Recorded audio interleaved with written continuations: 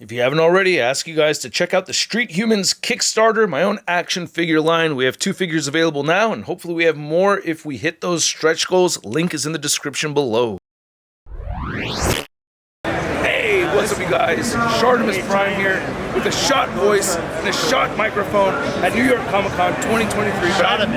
ShartimusPrime, there we go. And I'm here with Ryan, Dan, and Dwight. How are all 3 of you doing? You guys are doing good?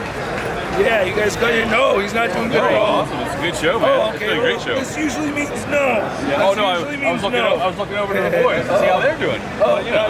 All right. Super excited to fund Giant Man and also to help out Street Humans as well. Go check out Street Humans too.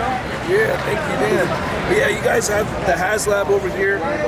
What do you think the reception has been from people seeing it in person? Do you notice it kind of having a different reaction than what you see in the comment section, or is it more or less the same? No, it's been 99.9% positive. The only negatives I've got is it's a little bit bigger than I would want for my collection, which is fine. You know, I mean, everybody's, when you get to that type of stuff, it's very subjective. But literally everybody who's seen this thing in person, you know, almost 100% of them have absolutely loved the scale, the detail, the thought that went into the articulation and how the new parts function. So it's been an incredibly positive in-person campaign. What do you think of it? I think it's great. I'm really happy with what I'm seeing so far. I mean, there's nothing else to really see. I guess you have it all there. Today, Dwight did an all Hank setup. So we've got from the office, the Toy Biz Build-A-Figure, as well as some other old Hanks from Hasbro yesteryear. But you can really just see how we've brought this character into the modern Marvel Legends 6-inch collection, because that figure right here was awesome, but it was also 16, 17 years old. And yeah, here's the new one. An antology, if you will. Compliments of you, Mr. Stevie18. Man, is that Steve's pun? Oh, that was Stevie. Yeah, I can't take credit. I can't and won't take credit for that pun, my wonderful British friend. I gotta say, the number one thing that I've heard from people is that they wish there was 6-inch figures to go along with the campaign. I'm curious if you can tell us a little bit why you decided not to go that route this time. You can have as many 6-inch figures as you want. They're just 25 bucks a pop, and they can come out later on, right? Like, that's the thing, guys. Giant Man is shipping in a year from now, fall 24. We'll have other companion figures that probably are along the lines of what you're thinking. They could have been part of the campaign, but the price would have been higher. We know times are tough. Collectors have a lot of options, a lot of things pulling for their attention and their dollars, so we wanted to keep it at $200. And those other figures, that doesn't mean they won't get made. That just means you can buy them at a later time. So either you're buying them now or later, and in this case it's going to be later. And hopefully, you know, people can understand kind of why we did that, especially coming off of the Engine of Vengeance. When you get to the whole tiers discussion, tiers are very complicated as well. So we wanted to really keep this focused on Giant Man. Those other figures, they're coming later on, right? Yes. If you're going to say, I'm not buying Giant Man because I don't have a Wasp, you might be really disappointed in yourselves a little bit down the line if you pass on it now, and if that's what happens. All right. Possibilities. Pointy possibilities, maybe? Pointy possibilities? Possibly pointy possibilities. Awesome. All right. That's probably pointy possibilities. Yeah, probably pointy. You know, I might even also go further to say, when new figures are not in campaigns, because there's a lot of things that go into campaigns, they're probably going to be better, because you can do more when you're selling it as a normal release, guys, right? So do you want just repaint city for tiers and whatever, or do you want awesome new figures with certain attributes that you may want to see? Female toe joints. Nah, I'm trying to call it. Are you trying to go on record? You're going to be the first one? I'm going to go on record. Come here, Dad. Come with me on this female toe joint articulation. We're starting that campaign right now. But I think this was a smart move, and it sounds like you guys have kind of learned a little bit from the Engine of Vengeance, or kind of taken a different approach based off of that. And it sounds like you guys are listening, and I have a feeling that a lot of these choices were made from fans' reactions, right? Like a lot of that had to do with that you guys are listening out there. That's one thing that a lot of people say, is that you guys don't listen.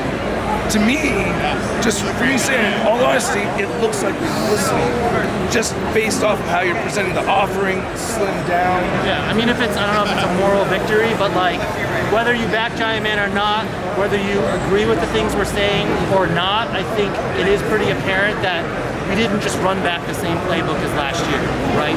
Things are a lot different this time around. Hopefully it works out, but we did it thoughtfully, intentionally. We were trying to get this thing funded. The teams don't pour in so much blood, sweat, and tears to these projects to not put our best foot forward. So we are trying to accomplish a lot of things at the same time. But yeah, definitely always learnings from the stuff we do, from the things that our friends in the building do, and we pay attention to just in the general collector space. You know, a lot of other campaigns going on. Everyone does things differently. Right, right. I mean, there's details that we're still working and tweaking on this character based off of what we see when we get in-hand models and we get to play with them, as well as taking in some of the considerations from the community as they're posting things and we're reading them. For instance, the one thing that I can tell you is when I got the gray model in and I was playing with it in my living room, I realized that the head didn't move quite as far as I wanted it to. It didn't, when you were doing those low crouches, which you can do with it, which is awesome, he couldn't quite look up high enough. So I went back to the office and I said, hey, let's just carve out the back of the neck like the Renew Your Vows Spider-Man, so Giant Man can still look up a little bit more. You could have faked it with just kind of popping the head off and resting it on there, but we could also fix it at this point in time. And I know that's a comment that some people had been commenting on, like, how much does the neck move? They couldn't see it because we weren't able to showcase all of those incredible details. But it's like, that was something that you guys were mentioning, and it was something that we noticed when we were playing with it. We agreed, and we're incorporating it. So it's not in this model because this was done before those realizations were had. But, you know, we're still tweaking and adjusting things. Same thing with the eyes, right? That was not part of the initial campaign. We wanted to do this new doll-like eye, but as the development of this went down the line, we realized that the head was going to be assembled in such a way that allowed us to switch the eyes, which meant let's make this more special for the community and give you different directions so that you can have more posability options for it. I think the accusation that we don't listen to the fans is like, it's a matter of patience too, right? Like, just because we notice something, it's not like we can flick on a switch and it's gonna just happen, right? It all has to come in consideration, and it takes a lot of time to make an action figure too. So just because you tell me something you want right now, if the next like live stream it doesn't happen, it's like, oh, you didn't listen to me. It's like, you guys need to realize too that like we take a lot of pride specifically for marketing to be one of the most like in tune with what the community members want, and yeah, it just takes a lot of time. Not everything can be possible either. Like, you can't just want everything to We go home, we watch, we listen. You know, these streams don't happen during the workday. They happen all times of, you know, the night and everything, and we try to tune in as much as we can. We do listen, but to Dan's point, like 2024 is pretty much already baked.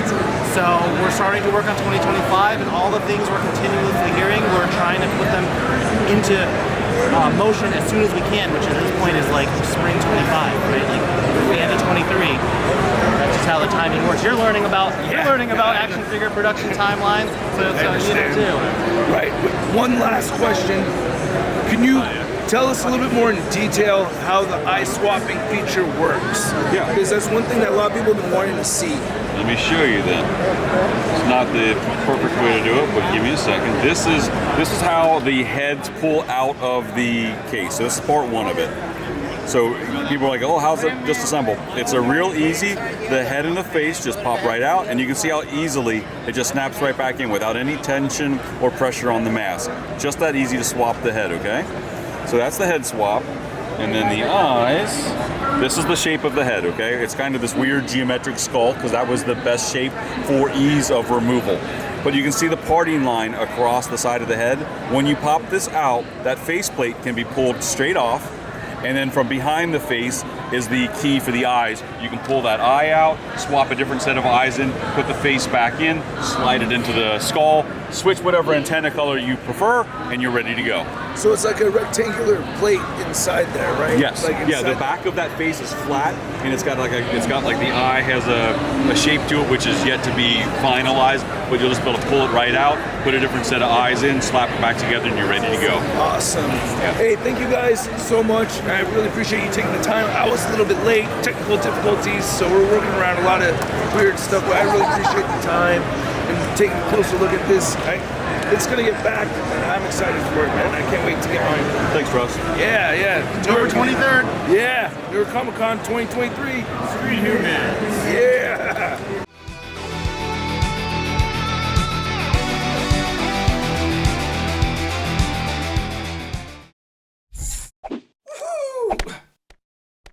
Hey, new ShartimusPrime videos. Hey, you should click one. Yeah, click on one of them. Or subscribe if you haven't.